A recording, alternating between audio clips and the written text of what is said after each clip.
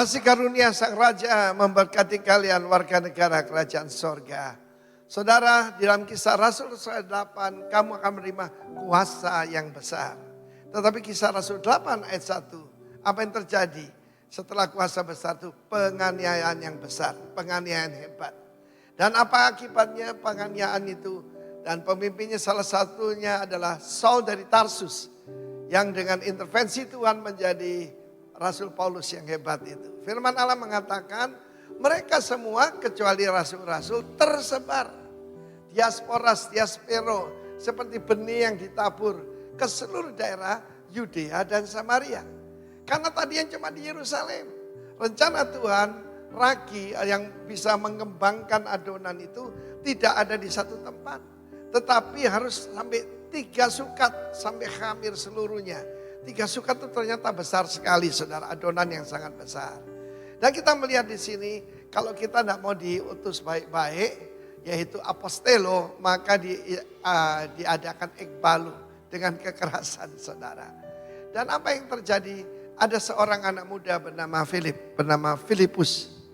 Nah Filipus ini saudaraku, dia adalah salah satu dari 7 diaken dalam gereja mula-mula di Yerusalem. Apa tugasnya? Tugasnya adalah satu ibadah yang murni dan tak bercacat. Yaitu mengurus janda-janda tua, janda-janda miskin. Dan bagaimana mereka supaya punya penghasilan ya. Kalau mereka punya keluarga, keluarga yang ngurus. Tapi yang tidak punya keluarga, maka Stefanus dan Filipus, ke-7 orang ini yang mengurusnya. Kalau orang setia dengan perkara kecil, maka saudaraku, Tuhan percaya perkara yang besar.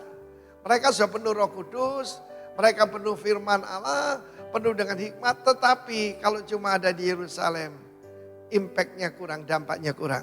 Dan sampailah dia ke daerah Samaria. Di daerah Samaria, saudaraku, Yesus pernah diusir untuk masuk Samaria.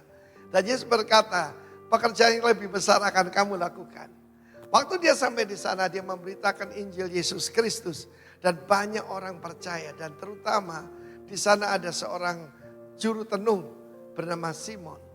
Dan Simon ini saudara bertobat. Dan pada saat itu dia juga mengundang Petrus dan Yohanes. Dan banyak orang yang menjadi percaya dibaptis dalam Roh Kudus. Dan kuasa Tuhan terus mengembang kemana-mana saudara. Filipus ini luar biasa saudaraku. Dan dari situ dia dipimpin Roh Kudus. Barang siapa dipimpin Roh Kudus adalah putra Allah. Amin. Every son of God was led by the Holy Spirit. Dan dia dibawa ke tempat sepi dan disitulah dia bertemu dengan seorang sida-sida.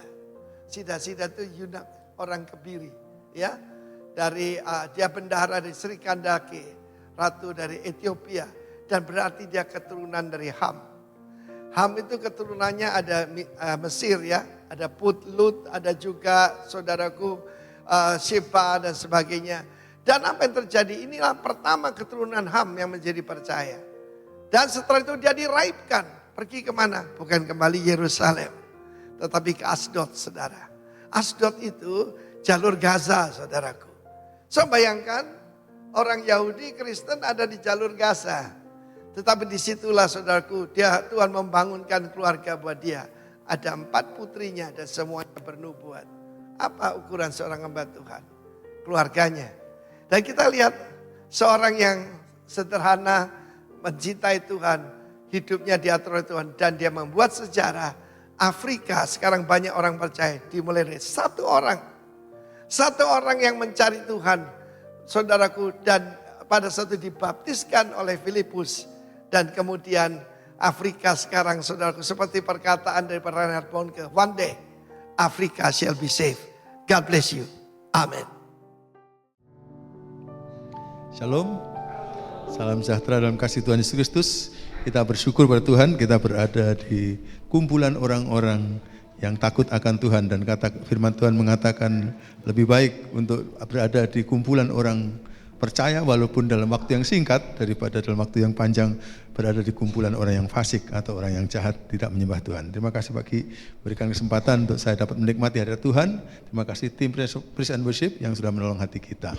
Nah saudara-saudara, memang saya akan berbicara yang sudah ditayangkan ini 3 petunjuk praktis ya. Tapi saudara-saudara pernah dengar kesaksian saya bahwa saya berasal dari keluarga besar 9 bersaudara. Saya anak ke-8 dan sebenarnya 10, tapi kemudian kakak nomor 3 meninggal pada waktu masih bayi. Jadi kami semua bukan anak Tuhan, tapi kemudian kami diselamatkan oleh Tuhan satu persatu dalam proses penyelamatan yang 37 tahun, satu gitu. Akhirnya semuanya diselamatkan oleh Tuhan. Itu kemurahan Tuhan buat keluarga kami. Tapi waktu saya menjadi orang Kristen, demikian juga beberapa saudara saya terutama, mereka mengatakan begini, Alkitab adalah firman Tuhan. Jadi di dalamnya juga pasti ada perintah-perintah. Maka kalau Tuhan telah memberikan petunjuk, Tuhan telah memberikan perintah, lakukan saja gitu. Maka kehidupan kita pastinya berada dalam kebenaran gitu. Ya itu semangat kita. Ya, sehingga akhirnya ada petunjuk-petunjuk Alkitab yang mengatakan kepada kita untuk melakukan apa, ya lakukan saja, kan gitu, simpel saja. Supaya akhirnya hidup kita memperkenankan Tuhan, menyenangkan hati Tuhan. Nah, pada pagi hari ini saya ingin mengajak saudara-saudara untuk melihat 3 petunjuk praktis yang ada dalam firman Tuhan. Dan artinya petunjuk praktis itu adalah mestinya untuk dipraktekkan gitu. Bukan untuk diteorikan, tapi untuk dipraktekkan. Jadi kalau nanti kita baca lalu kemudian sudah cukup, ya saya kira itu saja toh, lalu kita praktekkan. Nah, ini ada dalam kitab Filipi pasal 4 ayat 4 sampai 6. Nanti ada petunjuk-petunjuk praktis di mana-mana, yang lain silahkan lihat, tapi saya ingin mengajak melihat ayat ini. Dan kalau saudara-saudara memperhatikan namanya petunjuk praktis, ada kata kerjanya. Disuruh apa gitu. Nomor 1 dikatakan bersukacitalah senantiasa dalam Tuhan. Sekali lagi kukatakan bersukacitalah. Di sini ada kata perintah, bersukacitalah. Jadi itu petunjuk praktis yang pertama. Ya. Jadi jelaskan saudara, kita diminta apa? Bersukacita, senantiasa dalam Tuhan. Jadi yang kedua dikatakan hendaklah kebaikan hatimu diketahui semua orang, Tuhan sudah dekat. Ini yang kedua. Jadi hendaklah kebaikan hatimu diketahui semua orang, Tuhan sudah dekat. Jelas? Jelas kan? Ya jelas. Nah, yang ketiga, yang berikutnya, yuk. Janganlah hendaknya kamu khawatir tentang apapun juga, tetapi nyatakanlah dalam segala hal keinginanmu kepada Allah dalam doa dan permohonan dengan ucapan syukur. Ini yang ketiga. Jelas kan? Nah, kalau sudah jelas kan ya sebenarnya khotbah ini kan selesai gitu. Karena ini namanya petunjuk praktis. Jadi yang penting kan dilakukan, bukan untuk diomongkan. Ya. Terima kasih. Tuhan memberkati. Mungkin ini khotbah ibadah tersingkat yang akan kita miliki ya. Ya. Sudah? Sudah. Ada ayat yang terakhir yang memberikan jaminan kalau tiga-tiga dilakukan, katanya maka damai sejahtera Allah yang melampaui segala akal akan memelihara hati dan pikiranmu dalam Kristus Yesus. Gitu. Ya sesimpel itulah firman Tuhan bagi kita sebenarnya. Dan tidak penting yang untuk dibicarakan panjang lebar, yang penting itu dilakukan. Nah, cuma ketika saya pada waktu pertama-tama dulu benar-benar membaca teks firman itu, lalu pengen melakukan itu, kok saya pernah punya masalah. Pernah punya masalah dengan mau melakukan firman itu. Coba yang pertama tadi apa? Klik. Bersukacitalah, ya itu sudah benar. Jangan dibalik-balik. Ya, bersukacitalah senantiasa, kata firman Tuhan. Sesimpel itu permintaan firman Tuhan, ya kan? Dan mudah kan mestinya dilakukan. Cuma saya punya masalah. Teks firman Tuhan ini bisa nggak ya saya lakukan gitu? Persoalan saya ada pada kata senantiasa. Senantiasa itu apa artinya? Kata lain, selalu atau terus menerus, terus tidak setiap saat, terus tidak pernah tidak gitu. Nah kalau begitu saya bertanya, bisa nggak ini dilakukan?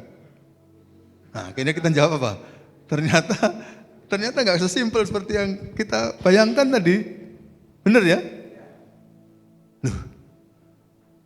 Nah terus kalau firman Tuhan itu diberikan pada kita, perintah ini diberikan pada kita, lalu kita tidak bisa melakukan, nah berarti Tuhan ini cuma main-main sama kita dong. Seperti kita punya anak kecil, lalu kita katakan, ayo kamu bangun menara. bisa melakukan dia. Nah sekarang berarti pilihannya adalah, ini berarti Tuhan ini sedang main-main sama kita. Ngerti? Guyonan gitu. Guyonan. Tuhan guyonan tak sama kita? Atau firman ini sebenarnya serius? Untuk dilakukan. Wah itu membuat saya bingung. Ini apa ini maksudnya firman Tuhan? Saya mau melakukan, tapi kalau saya sampai mati nggak mungkin bisa melakukan itu. Kan ya benar ya, saya kira saya nggak usah minta saudara angkat tangan. Saya kira tidak ada kita yang nggak bisa nggak gagal dalam bersukacita senantiasa gitu. Pasti kita nggak bersukacita sesuatu barangkali dalam pikiran kita gitu. Sehingga ini menjadi persoalan buat saya. Akhirnya saya tanya, saya baca ulang-ulang, ya bunyinya tetap bersukacita senantiasa dalam Tuhan. Sekali lagi kukatakan bersukacitalah gitu. Tapi saya mulai ada ada curiosity, ada rasa ingin tahu. Ini mungkin bedanya. Bersukacitalah senantiasa dalam Tuhan. Oh mungkin ini kuncinya. Dalam Tuhan kita bisa bersukacita senantiasa barangkali. Artinya kalau di luar Tuhan tidak bisa bersukacita senantiasa. Mungkin itu, mungkin. Tapi tetap senantiasanya menjadi persoalan. Betul kan? Senantiasanya tetap menjadi persoalan. Sampai kemudian akhirnya saya katakan, akhirnya saya bertanya, jadi apa yang diminta? Yang diminta adalah bersukacita. Apa sih artinya bersukacita? Nah itu akhirnya yang mendorong saya. Bersukacita ini apa artinya? Gitu. Nah di situ baru kemudian saya, ternyata kalau dalam bahasa Inggris ini kata ini dari bahasa aslinya diterjemahkan rejoice. Rejoice in the Lord always. Dari rejoice itu kita punya kata joy. Joy ya dalam bahasa Inggris. Nah rupanya kemudian akhirnya ketika ini dicari dari kata aslinya joy itu apa itu ya, ternyata dalam bahasa di mana Paulus menulis dulu itu ya, pakai bahasa Yunani yang waktu itu jadi bahasa internasional seperti bahasa Inggris sekarang, dia pakai kata kara, koro ya, kara. Apa itu kara? Lalu kemudian dari situ kemudian didapatkan. Nah, Dr. Lauren Richard minimal dia mengatakan begini, kara ini, joy ini beda dengan happiness. Kalau happiness itu adalah rasa senang saja yang ditimbulkan dari faktor luar. Opo contohnya? Contohnya gini, kita nonton pelawak. Lalu akhirnya gara-gara dia sangat lucu, lalu kita seneng. Nah itu namanya happiness. Ya, itu kegembiraan, happiness. Jadi pas kita sakit gigi, lalu kemudian akhirnya nonton lawak, lupa sakit giginya, seneng gitu. Mari lawak tutup, jenut lagi. Nah itu berarti bukan joy, tapi happiness gitu. Lalu kemudian kalau joy atau kara itu apa? Kara itu ternyata adalah rasa senang, bahagia yang ditimbulkan dari dalam keluar gitu. Jadi faktornya dari dalam, ada sumber mata air di sana yang keluar. Tuhan Yesus pernah berkata di Injil Yohanes, damai sejahtera yang kuberikan kepadamu itu seperti mata air yang meluap dari hatimu, keluar melimpah sampai ini. Nah itu jadi yang dikerjakan yang di dalam sehingga akhirnya melimpah keluar. Dengan kata lain, joy itu akhirnya adalah satu sukacita yang didorong oleh dari hati kita yang senang dalam keadaan bersukacita, dan itu melimpah keluar melampaui yang sedang kita alami. Melampaui yang sedang kita alami. Kekuatannya itu begitu besar. Kalau saudara-saudara punya sumber air yang kuat seperti Lapindo itu, luarnya ditutupi kayak apa itu, terus dia meledak keluar karena dari dalamnya ada tenaga damai, tenaga dari air itu yang luar biasa. Nah itu ternyata karena rasa sukacita, senang yang ditimbulkan dari dalam keluar yang luar biasa. Nah itu berarti mesti dikerjakan oleh Tuhan karena sumbernya di dalam sini. Nah bagaimana cara Tuhan mengerjakan? Firman Tuhan di dalam kitab Galatia mengatakan buah roh adalah apa ya? Nomor 1, kasih. Yang kedua, sukacita. Saudara mengerti buah. Buah itu tidak mengerjakan sendiri dari buah, tapi dikerjakan dari dalam pohon, mulai dari akar sampai akhirnya keluar buah. Dengan kata lain, sukacita itu bukan produksi kita, bukan produksi dari luar, tapi produksi oleh Roh Kudus. Roh Kudus yang memproduksi rasa suka dalam diri kita, lalu itu dayanya besar sekali sampai akhirnya keluar dan tidak bisa dibatasi dengan keadaan luar apapun. Jadi pasti itu dikerjakan oleh Tuhan. Makanya dikatakan bersukacitalah senantiasa dalam Tuhan. Bersukacitalah dalam Tuhan. Kalau tidak dalam Tuhan nggak bisa. Rasa-rasa senang bisa ditawarkan dari luar ini. Contohnya ada orang ya lihat apa pertunjukan yang luar biasa. Misalnya orang mau cari senang dari narkoba, misalnya orang mau cari senang dari seks bebas, orang mau cari senang dari apapun juga. Tapi semua yang ditawarkan dunia itu ibaratnya kita minum air garam. Waktu minum kita pikir puas, tapi sesudah minum hausnya minta ampun. Tapi kalau firman Tuhan memberikan kepada kita, Tuhan Yesus katakan itu seperti mata air, sumber mata air yang jernih, yang keluar, yang pada waktu dia meluap-luap, kita tidak akan pernah haus lagi katanya. Karena itu berasal dari Tuhan. Nah ini penting saudara, karena kadang-kadang kita menggantungkan sukacita kita kepada hal-hal yang di luar ini.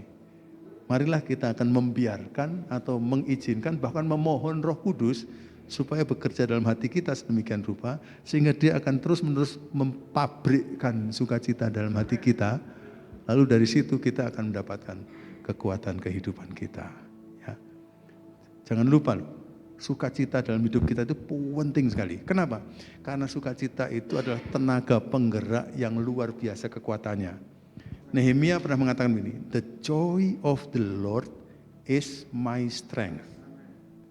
Sukacita dari Tuhan itulah kekuatanku. Nah sekarang mari kita coba, nggak usah misalnya sukacita dari Tuhan. Antara sukacita dengan duka cita. Kapan hidup kita, fisik kita rasa kuat? Pada waktu kita seneng atau pada waktu kita sedih? Fisik kita kuat.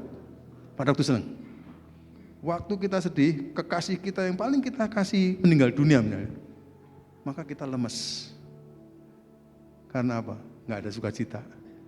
Tapi waktu kita dapat hadiah, nggak ada yang nyuruh lompat. Karena ada kekuatan yang luar biasa.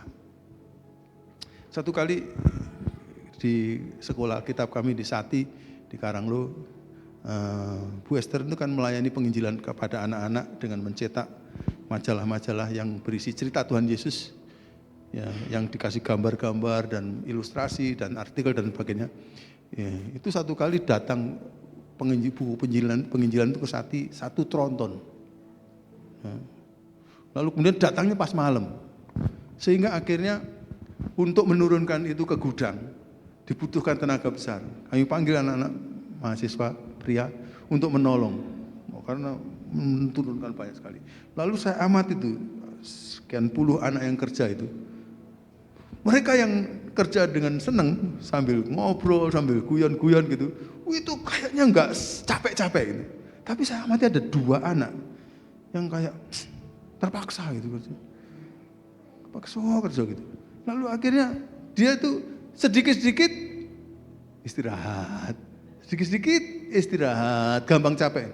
Saya baru ingat ayat ini yang mengatakan, "The joy of the Lord is my strength." Dalam sukacita itu ada kekuatan yang luar biasa yang membuat kita ini bisa seperti lakukan apa saja. Sebaliknya dalam duka cita yang mendalam, kekuatan kita habis. Nah itu sebabnya saya kira ayat firman Tuhan ini, Tuhan mau untuk kita itu selalu vitalitas gitu. Vitalitasnya itu selalu bagus gitu hidup kita. Karena itu izinkan Roh Kudus selalu memproduksi sukacita sehingga kita bersukacita senantiasa dalam Tuhan. Lalu kita ini seperti seorang yang, ada tenaga penggerak dalam hidup kita dan kemana saja itu kita seperti semangat dan punya kekuatan untuk kerja dan produksi terus.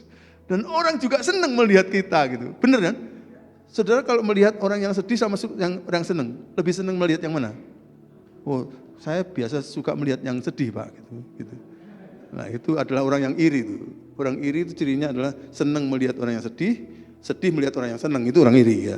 Jadi, tapi kalau kita normal gitu, mestinya kita senang melihat orang yang senang, dan biasanya orang senang itu mendatangkan pada kita kekuatan yang luar biasa. Jadi berkatnya saudara, kalau kita betul-betul bisa menjadikan ayat ini menjadi ayat praktek kita, maksudnya membiarkan Roh Kudus untuk produksi sukacita itu luar biasa, maka akhirnya kita jadi berkat bagi orang lain waktu orang lain melihat kita. Betul.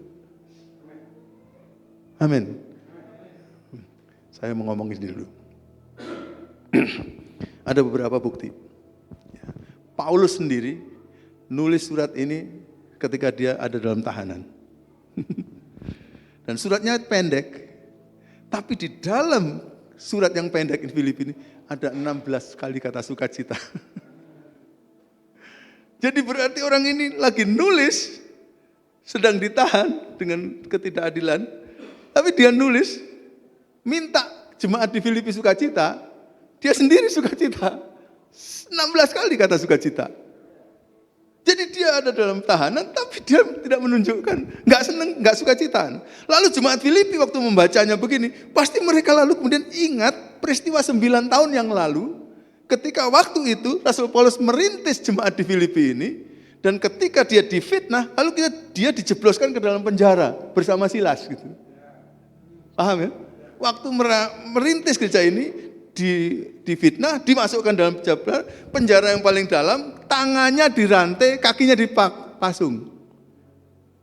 Saudara, kalau kita diperlakukan seperti itu, kemungkinan kita selalu mau ngomong kepada orang yang ada sama kita, saya ini sebenarnya nggak berbuat salah, saya nggak bersalah sama sekali, nggak jahat sama sekali, tapi kenapa saya diperlakukan begini? Terus ngomong gitu terus. Paulus nggak ngomong gitu, Silas nggak ngomong gitu, malam-malam mereka muji Tuhan saja.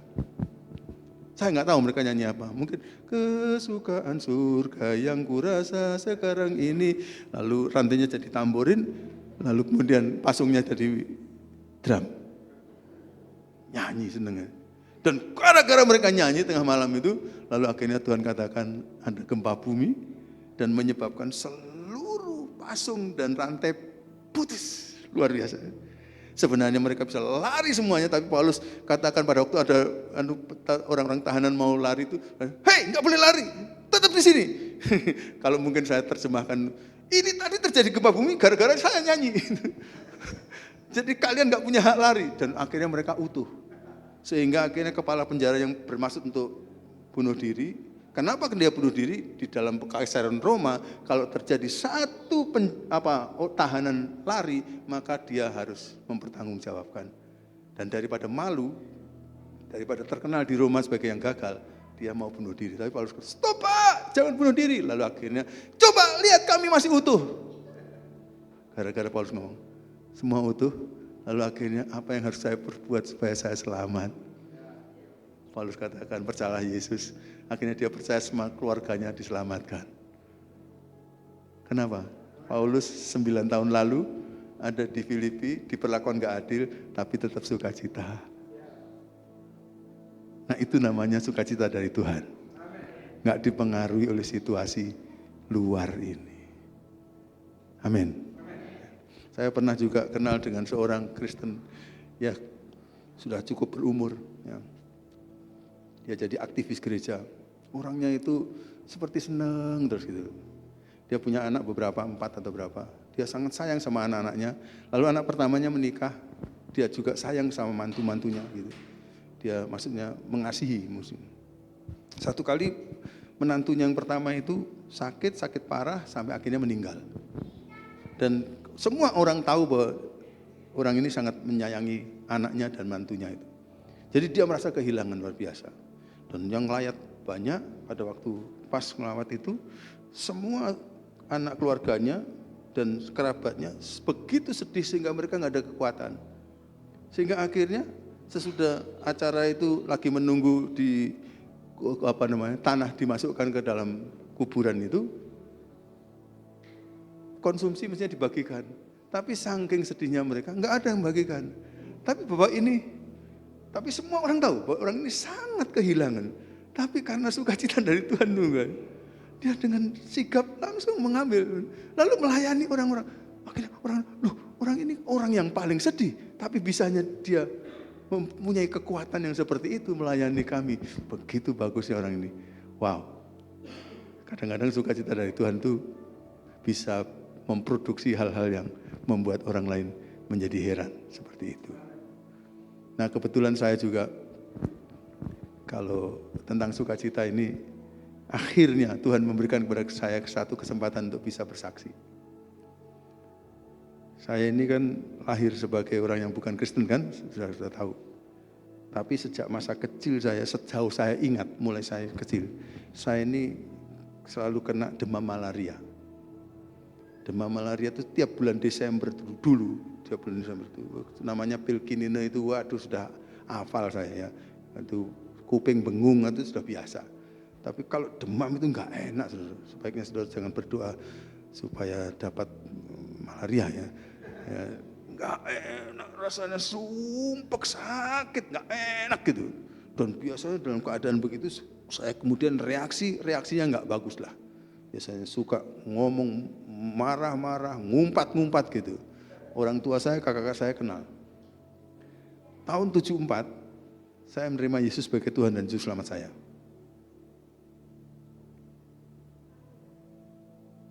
Dan orang berharap saya sembuh dari malaria. Tapi tidak, tahun 74 Desember masih lagi. 75 Desember masih lagi. 76 Desember masih lagi gitu.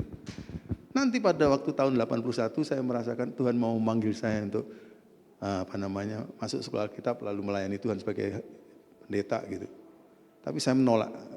Dan 1 tahun saya berbantah dengan Tuhan dan akhirnya saya tahun 82 menyerah dengan Tuhan, saya ikut kehendak Tuhan masuk ke sekolah.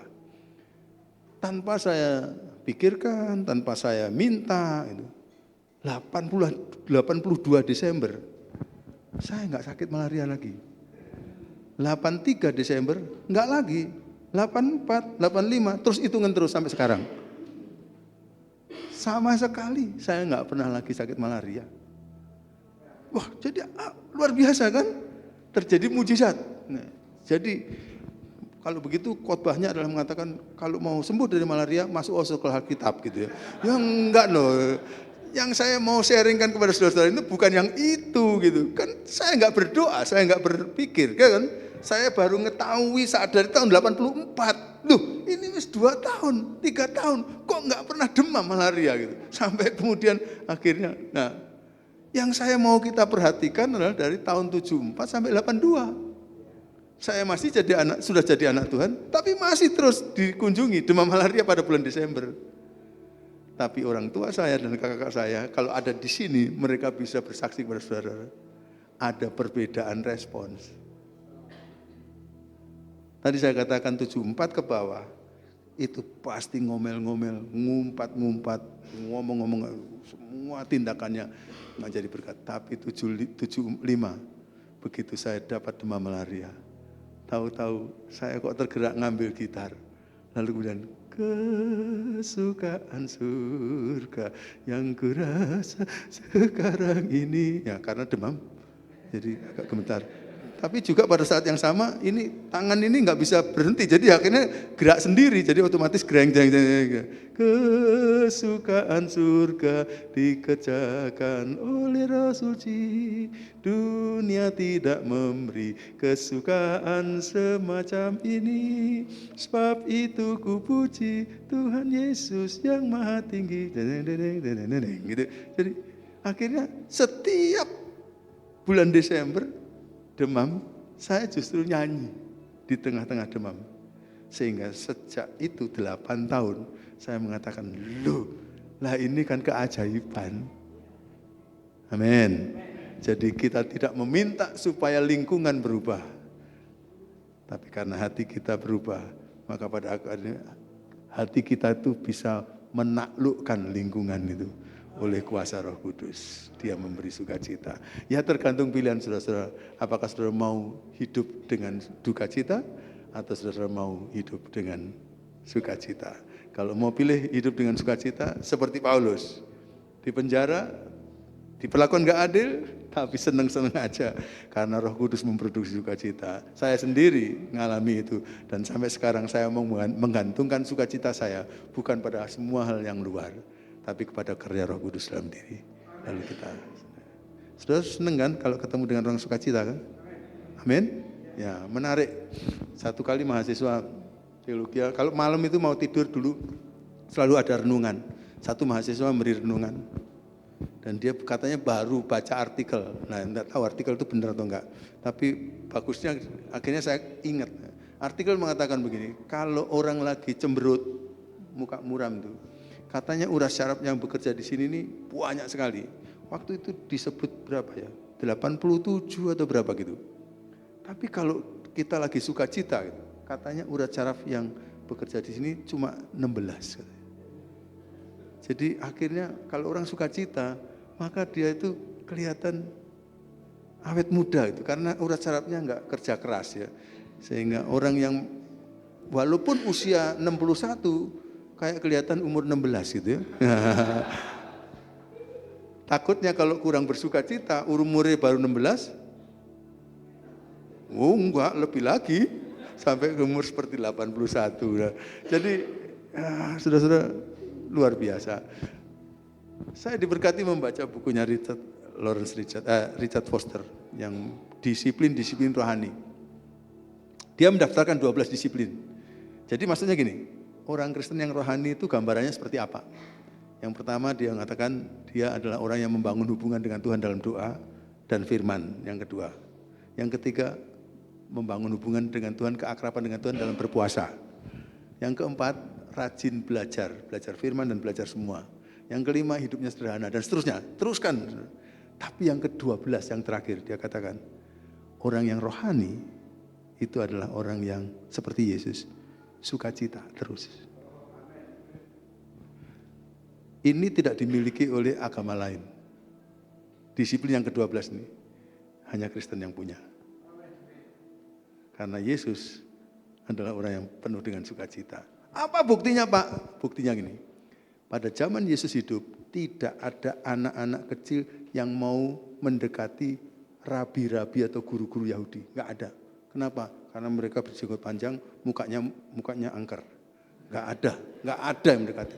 Tapi Alkitab mencatat bahwa anak-anak kecil itu, ingat? Bukan hanya mendekati, tapi main-main di pangkuan Yesus. Anak kecil itu nggak bisa dibohongi. Anak kecil nggak bisa dibohongi. Anak kecil kalau lihat orang tua, mukanya serem, pasti dia jauh. Satu kali ada anak-anaknya dosen Sati, yang pada waktu saya jalan lewat rumahnya, dia lari. Waduh. Lalu kemudian saya tanyakan, kenapa begitu? Saya akhirnya cari tahu, rupanya pada waktu itu saya jarang senyum. Lalu akhirnya gara-gara itu saya membiasakan diri. Wong saya itu sebenarnya ya enggak kereng gitu. Sehingga saya juga coba saya kelewat rumahnya mereka dengan tunjukkan saya itu sebenarnya sukacita, senyum gitu. Lalu anak ini mulai dekat. Tapi yang menarik memang anak-anak itu bisa main-main di pangkuannya Yesus. Tesnya di situ aja. Kalau kita ketemu anak lari dari kita. Itu tolong hati-hati. Kayaknya tanda-tanda ada penyakit.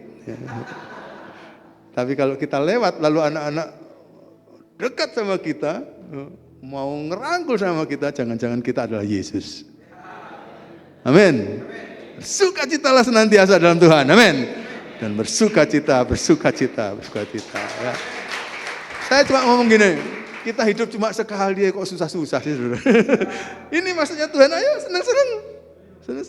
Dan itu bisa diproduksi oleh Roh Kudus. Tidak boleh dipengaruhi oleh lingkungan atau apapun yang kita. Amin. Yang kedua, klik berikutnya. Yang berikutnya, ya. Berikutnya, ya. Apa?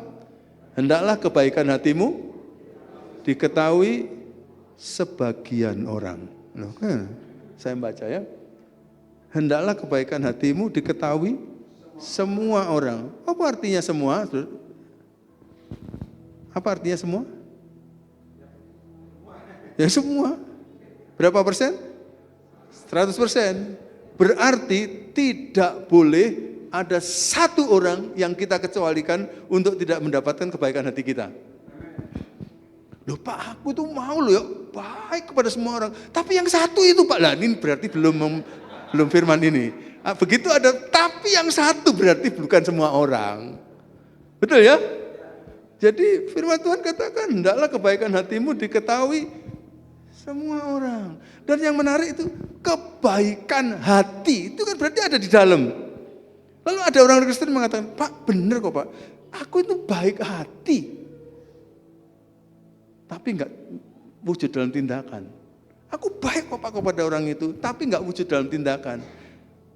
Maka Tuhan Yesus melalui Rasul Paulus mengatakan di sini, hendaklah kebaikan hatimu itu diketahui, dirasakan. Jangan cuma aku baik kok, aku baik hati. Enggak, wujudkan dalam hidup sehari-hari gitu. Sampai orang dapat mendapatkan kebaikan hati kita itu, merasakan langsung kebaikan hati kita. Itu baru kebaikan hatimu diketahui semua orang gitu. Moga-moga kita menjadi praktek itu. Dan kembali lagi kalau saya katakan kebaikan hati yang di sini ini kualitasnya adalah kebaikan hati yang diproduksi oleh Roh Kudus, karena buah roh itu kalau terus buah roh adalah kasih, sukacita, terus nanti ada kebajikan. Nah, kebajikan itu apa? Kebajikan itu membaik kebaikan. Jadi berarti baik sekali, berarti orang itu mesti melihat kebaikan. Atau ada aku sebenarnya baik sama dia, tapi tindakan kita nggak baik pada dia. Nah, berarti juga bukan kebaikan karena nggak dirasakan oleh orang itu. Kiranya Tuhan akan menolong kita menjadi orang yang baik hati. Amin, amin. Alasannya apa sih? Tuhan sudah dekat. Loh, apa kaitannya? Kalau begitu berarti waktu saya tidak baik hati, kalau Tuhan datang kedua kali, nanti belum tentu saya diselamatkan, kan begitu? Kalau menurut saya lebih dari itu. Lebih dari itu. Kita diminta untuk menjadi orang yang baik hati, bukan karena kita perlu diselamatkan, tapi karena ada orang lain yang perlu diselamatkan. Nah saudara-saudara, kalau pergi ke rumah saya, keluarga saya kumpul gitu. Apalagi dulu pada waktu kami baru saja mengalami keselamatan seluruhnya pada tahun 2002 gitu. Dari tahun 70-an Tuhan lakukan penyelamatan pelan-pelan sampai akhirnya 2002 semua diselamatkan. Saudara kalau tanya kepada keluarga saya, hal-hal apa yang menyebabkan kalian akhirnya kok menjadi anak Tuhan? Salah satu adalah kebaikan hati orang Kristen. Waktu kami menyaksikan orang-orang Kristen di kampung kami itu baik-baik kepada kami, itu kami bertanya, orang ini kok baik-baik ya gitu. Orang ini kok baik-baik ya. Yang kedua,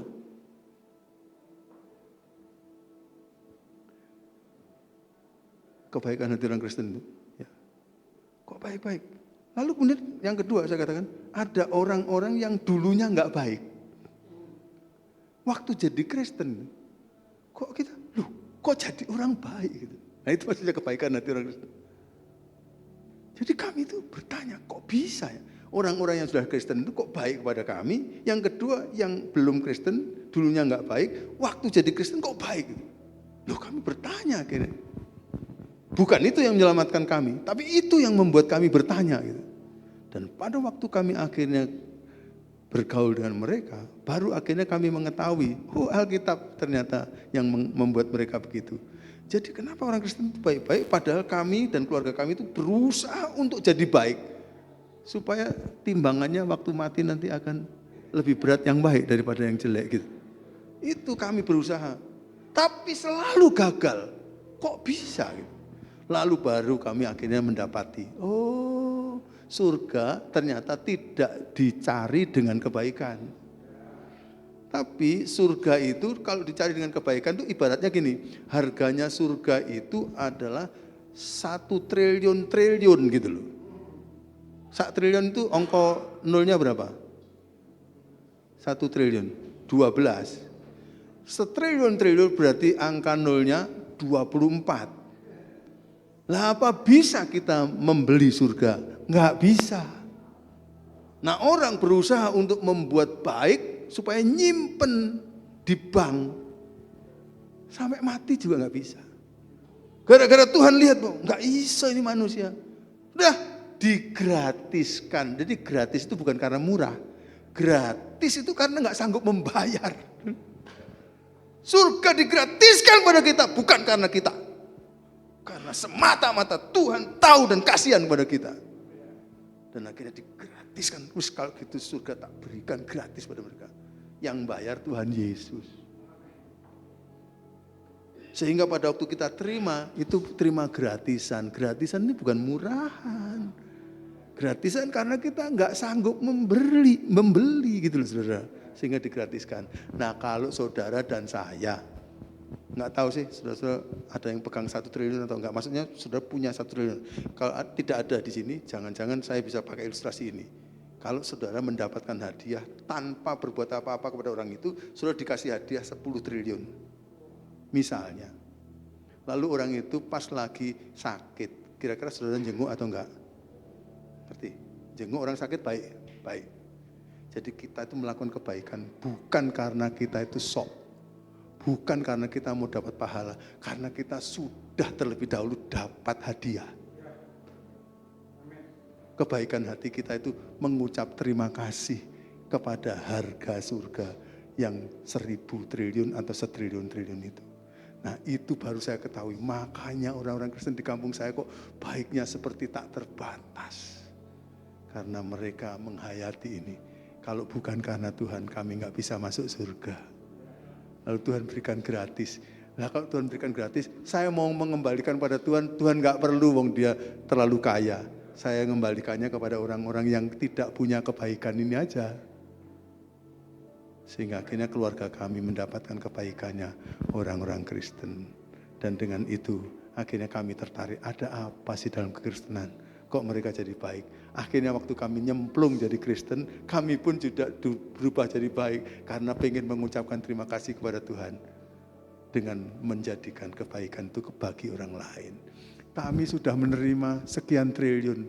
Saudara, kalau kemarin saudara belum punya, kalau saudara kemampuan saudara adalah sampai 10 miliar. Ya, lalu saudara menghadiahi kepada orang lain 1 miliar. Rasanya sudah besar kan? Tapi kalau kita terima triliun, saudara memberi 1 triliun itu enggak rasa. Apakah saudara ngerti maksud saya? Saya takut saudara enggak ngerti. Kalau kita belum menerima anugerah Tuhan, kita baik kepada orang lain, kita rasa berjasa. Tapi kalau kita betul-betul sudah menerima anugerah Tuhan yang jumlahnya 1 triliun itu, waktu kita memberikan 1 triliun kepada orang, itu enggak rasa karena itu cuma 1/1000 dari 1 triliun dari yang kita terima.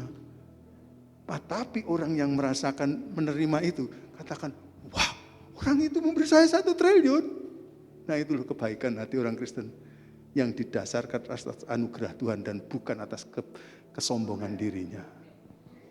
Sehingga kita waktu berbuat baik pada orang lain, kita tidak pernah mau bermaksud untuk dibalas dengan kebaikan pun bahkan. Tapi karena kita telah mendapatkannya jauh lebih banyak, yang kita korbankan terlalu sedikit untuk orang lain. Bahkan orang Kristen berbuat baik itu masih malu sama Tuhan, karena Tuhan terlalu baik buat kita. Nah Kristen yang sesungguhnya menurut saya dalam Alkitab yang saya selidiki itu yang seperti itu. Jadi kalau kita baru nyumbang sedikit-sedikit, gak usah bangga-bangga teramat. Tapi bukan siapa-siapa. Tuhan terlalu luar biasa, Tuhan terlalu hebat.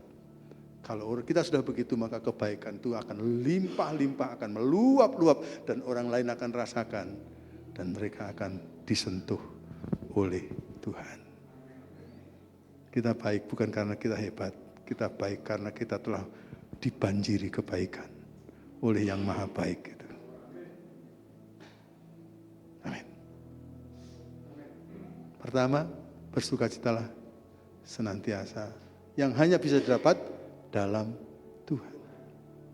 Kedua, hendaklah kebaikan hati kita bukan diketahui oleh keluarga kita atau semua orang dimanapun kita berada.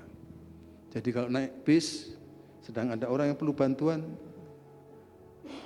jangan terlalu berat untuk membantu. Karena kita telah dapat bantuan dari sana terlalu besar. Bantulah sedikit dengan menolong dia, dengan bergerak, mengangkat dia atau apa. Karena kita terlalu banyak menerima bantuan dari Tuhan. Yang ketiga, jangan hendaknya kamu khawatir. Kita lewatkan ini. Jangan hendaknya kamu khawatir tentang apapun juga. Ya gitu ya. Tetapi nyatakanlah dalam segala hal keinginanmu kepada Allah dalam doa dan permohonan dengan ucapan syukur. Nah seperti di ayat 4 tadi, ayat 6 ini sedikit banyak pada awal-awal saya juga agak bingung. Kalau seandainya dikatakan begini, janganlah hendaknya kamu khawatir tentang beberapa hal. Gitu. Kayaknya saya bisa memenuhi. Tapi ketika dikatakan jangan hendaknya kamu khawatir tentang apapun juga. Berarti pada waktu saya khawatir tentang sesuatu hal, berarti saya sudah salah dengan firman ini dong. Gitu. Saya pikir gimana ya caranya menghidupi firman seperti ini. Gitu.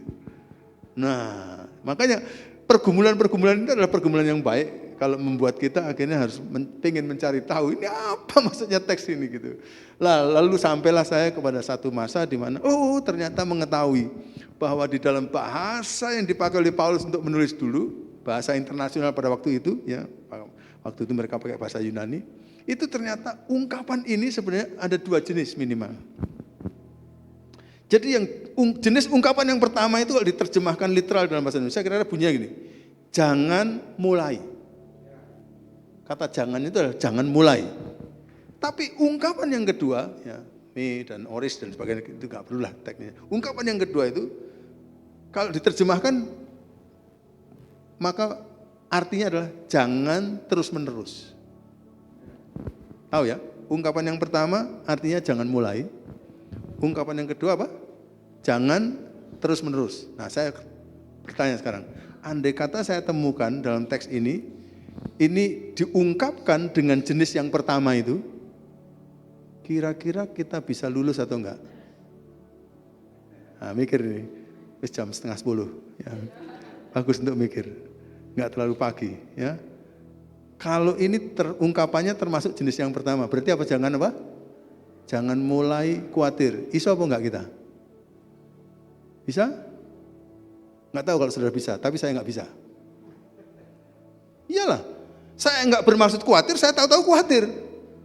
Berarti saya salah, no? Nah, berarti harapan saya, jenis ungkapan yang dalam bahasa aslinya adalah jenis ungkapan yang kedua, yaitu jangan terus menerus. Artinya pada waktu saya mulai khawatir, saya belum bersalah. Tapi kalau kekhawatiran itu saya pelihara terus, nah di situ persoalannya.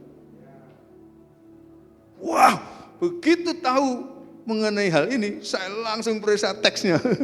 Ini termasuk pertama atau kedua? Kalau menurut saudara, ini pertama atau kedua? Maunya? Kedua. Maunya kedua, celakanya Pak. Waktu saya periksa, aduh, ternyata ini termasuk jenis yang kedua. Bersyukur kepada Tuhan ya. Karena Tuhan tidak pernah menuntut dari kita lebih dari kekuatan kita. Kalau kita diminta untuk tidak mulai khawatir, sampai mati kita nggak akan bisa memenuhi firman ini. Tuhan tahu kekuatan kita. Yang Tuhan minta adalah jangan terus menerus khawatir.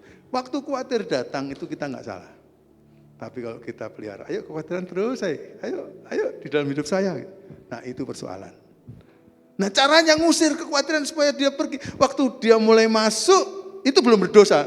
Tapi kalau kita izinkan dia masuk, terus menguasai hati kita dan hidup kita, nah di situ masalahnya. Jadi kalau begitu kita harus nyetop. Kekhawatiran kok masuk pintu saya? Stop, berhenti di situ kekhawatiran. Caranya nyetop apa? Nyatakanlah dalam segala hal keinginanmu kepada Allah dalam doa dan permohonan dengan ucapan. Jadi caranya nyetop khawatir itu doa. Tuhan, aduh ini, nah kita ungkapkan pada Tuhan. Kami serahkan ini kepadamu ya Tuhan.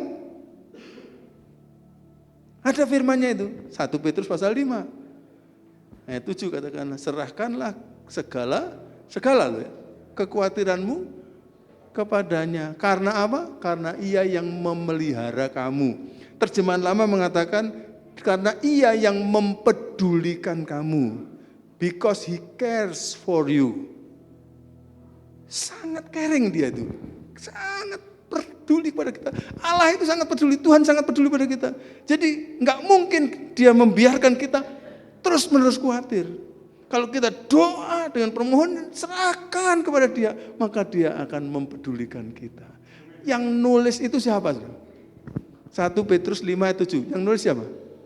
Petrus. Kenapa dia nulis itu? Kapan dia nulis? Surat Petrus ditulis kira-kira tahun 60-an Masehi. Tapi kira-kira tahun 30 Masehi, Petrus mengalami bersama-sama kira-kira 120 orang turunnya Roh Kudus. Lalu kemudian mereka penuh Roh Kudus, memberitakan Injil, lalu kemudian pemerintah nggak senang, dijebloskan ke dalam penjara lah rasul-rasul itu. Yakobus dieksekusi mati dengan dipancung kepalanya. Firman Tuhan mengatakan apa yang dilakukan Herodes itu menyenangkan rakyat. Lalu akhirnya Herodes menangkap Petrus karena menyenangkan rakyat. Politikus itu kan gitu. Ya, pokoknya apa yang menyenangkan rakyat itu dilakukan. Nah akhirnya Petrus ditangkap karena Petrus juga memberitakan Injil. Waktu ditangkap Petrus ditaruh dalam penjara yang paling dalam kata Firman Tuhan. Penjara itu terdiri dari 4 tembok keliling. Lapisan pertama, lapisan kedua, lapisan ketiga, lapisan keempat. Dan setiap tembok itu ada gerbang. Jadi ada 4 pintu gerbang. Firman Tuhan mengatakan setiap pintu gerbang dijaga oleh 4 prajurit. Berarti yang jaga seluruh penjara itu berapa prajurit? 16 prajurit. Prajurit kalau jaga boleh tidur? Tidak boleh. Tapi firman Tuhan katakan karena jemaat berdoa supaya Petrus dilepaskan, katanya di situ Tuhan katakan bahwa firman Tuhan katakan Petrus kemudian didatangi oleh malaikat. Lalu waktu malaikat datang itu loh, Petrus gak kaget. Padahal dalam Alkitab biasanya kalau malaikat datang, waduh mati aku gitu, kok kaget. Petrus gak kaget. Malah saya pikir Petrus itu tidur nyenyak. Alkitab gak katakan nyenyak, tapi saya katakan nyenyak. Kok bisa Pak? Iya, mungkin ngorok malah. Alkitab cuma katakan tidur, Petrus tidur. Tapi Petrus gak bangun-bangun.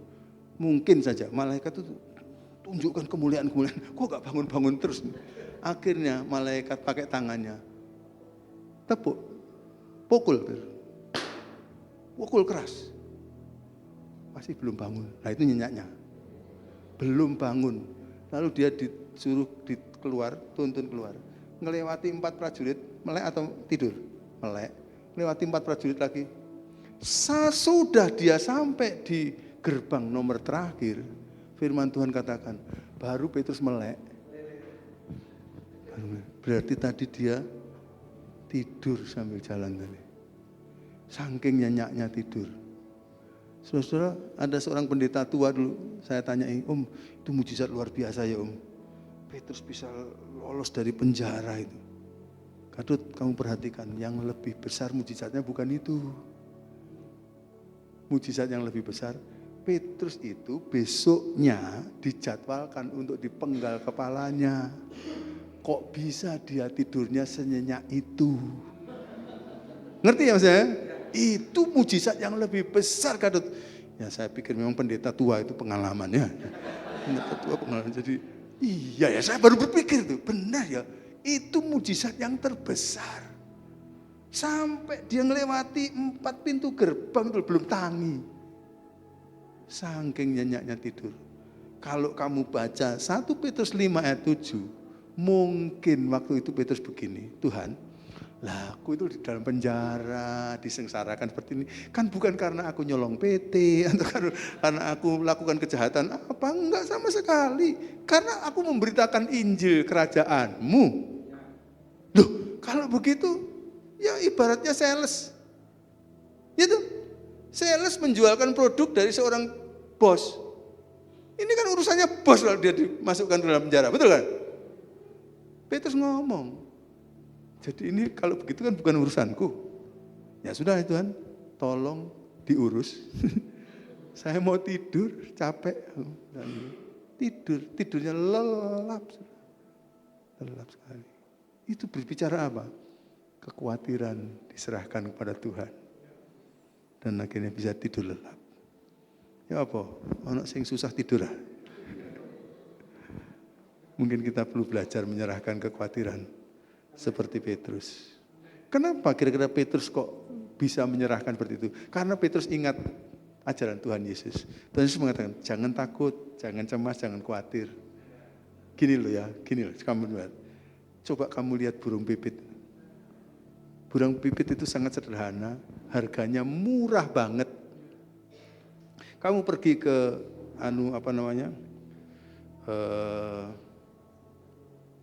ke pasar burung sana. Itu kalau kamu tanya kepada orang jual burung pipit, Pak, jual burung pipit, 1 duit Pak, dapat berapa? Dia akan katakan 1 duit dapat 2. Nah kata 1 duit yang dipakai di situ itu, waktu saya cek itu kursnya ke rupiah itu kira-kira berapa? 1 duit itu 1 kali parkir. Nah berarti 3.000 kan? 3.000 dapat 2, berarti 1 ekornya cuma 1.500, murah sekali gitu. 1 parkir aja dapat 2 gitu. Murah sekali, 1 duit dapat 2, 3.000 dapat 2, 1.500 cuman. Tapi Lukas mengutip kata-kata Tuhan Yesus dengan kata jangan takut, jangan. Tapi Lukas ngomong gini, bukankah burung pipit dijual 5 ekor 2 duit? Waktu pertama aku lihat 2 ayat ini, saya bilang, sopo sing salah ini? Lukas, Matius yang ngutip kata-kata Tuhan Yesus. Nah, kalau 1 duit dapat 2, mestinya 2 duit dapat 4. Kok dapat 5? Loh, lalu akhirnya saya nduga, wah ini pasti welasan gitu. Pasti bonus ini. Ternyata waktu baca teks, baca keterangan, ya ternyata benar. Zaman Yesus pun juga ada sistem bonus, sistem welasan. Jadi kalau kita pergi ke mana sih pasar burung di sini ya? Ya Splendid. Pak, burung pipit, duit berapa? 3.000 dapat berapa? Oh dapat 2 Pak. Ya sedikit tunggu. 4.000 kita ngambil 5, penjualnya nggak marah karena sudah tahu sama tahu sistem perdagangan. Waktu saya ngelihat kedua ayat itu, lalu mesti saya mikir, saya mau jajar 5 burung pipit itu. Burung pertama berharga 1,5 ribu. Burung kedua 1.500. Burung ketiga 1.500. Burung keempat 1.500. Burung kelima 0. Tapi Tuhan Yesus katakan, tidak satu pun dari mereka akan dibiarkan Bapakku jatuh ke tanah dan mati. Tidak satu pun termasuk yang burung pipit kelima yang tidak ada harganya sama sekali. Bukan hanya yang berharga 1,5, tapi yang nggak ada harganya juga tidak akan dibiarkan Bapak. Lalu Tuhan Yesus meneruskan dengan perkataan, kamu 1 orang lebih berharga daripada banyak burung pipit. Baca teks. Banyak. Kenapa kamu takut orang yang kurang percaya? Yang harganya 0 aja nggak saya biarkan. Apalagi kamu yang harganya lebih banyak daripada semua burung pipit. Jadi kekuatan kita itu nggak berdasar. Karena Tuhan pasti nggak bohong. Betul kan? Tuhan pasti nggak bohong. Tapi kenapa kita terus-menerus khawatir? Jadi setiap kekhawatiran selalu lari kepada Tuhan dalam doa dan permohonan. Untuk nutup kita ya, saya ingin cerita. Cerita ini saya dapatkan, ada petani apel di Bromo yang saya dipanen. Panennya bagus, tapi dia petani yang lugu sehingga akhirnya panenannya dimasukkan dalam keranjang 2 dan dijual ke bawah, dipikul dari atas. Pikul. Lalu dia mulai setelah dipenuhi semua 2 keranjangnya, dipikul, turun ke bawah. Nah, kalau tim musik mau mikul keranjang silahkan maju ke depan semua. Silahkan tim musik ya. Jadi dipikul turun ke bawah. Berat kan? Karena penuh. Lalu kemudian pada waktu dipikul ke bawah, terus kebetulan pas dari atas itu ada kol diesel truk disopiri sama anak muda, tetangganya bawa ini gitu. kosong gelondong. Lalu waktu dia lihat Pak D ini gitu, lalu dia ngomong, waduh kasihan Pak D itu, gitu. Lalu dia bilang, dia stop, Pak D, gitu. Mau kemana? Mau pasar di bawah sana. Oh, kalau gitu, Pak D, ayo naik, di belakang lagi kosong saya akan pergi ke tempat lebih dari pasar sana gitu. Ayo, ya naik, dibukakan baknya, Pak D-nya dinaikkan, diangkat, dibantu, sudah dinaik. Waktu sudah naik, lalu kemudian ditutup baknya, lalu si supir anak muda ini mulai ke depan dan mulai menjalankan. Wah, dia senang karena dia menolong tetangganya. Jalannya kan Bromo kan gini-gini kan, turun, belok, kadang-kadang papasan, kadang-kadang direm mendadak dan sebagainya. Lalu kemudian waktu sampai di pasar tempat tujuan, wah senang sekali. Aduh, aku sudah menolong Pak D ini. Dia senang sambil siul-siul gini, sambil siul-siul, dia kemudian ngomong, waduh, dibuka baknya. Waktu dibuka baknya, kaget dia. Karena Pak D-nya itu mandi keringat, saudara. Kira-kira alasannya apa? Waktu di atas, ternyata dia pekul itu. Jadi pada waktu direm, pada waktu belok-belok, lebih berat daripada waktu dia jalan di bawah tadi. Mandi keringat, capek, dan luar biasa lelahnya. Waktu saya dengar ilustrasi itu, saya teteskan air mata, karena itu berbicara mengenai saya. Kadang-kadang saya katakan, Tuhan, saya serahkan kekhawatiran itu kepadamu. Saya taruh di bak kol dieselmu ya Tuhan. Tapi setelah begitu, amin, lalu saya pikul lagi. Nggak konyol dah, wong sudah diserahkan kok, masih dipikul lagi. Lebih berat. Kalau sudah diserahkan, ya serahkan seperti Petrus itu. Dan kemudian kita katakan, ini urusan Tuhan ya, saya nggak sanggup menanggungnya. Saya mau tidur Tuhan, sampai ketemu besok pagi. Tuhan tolong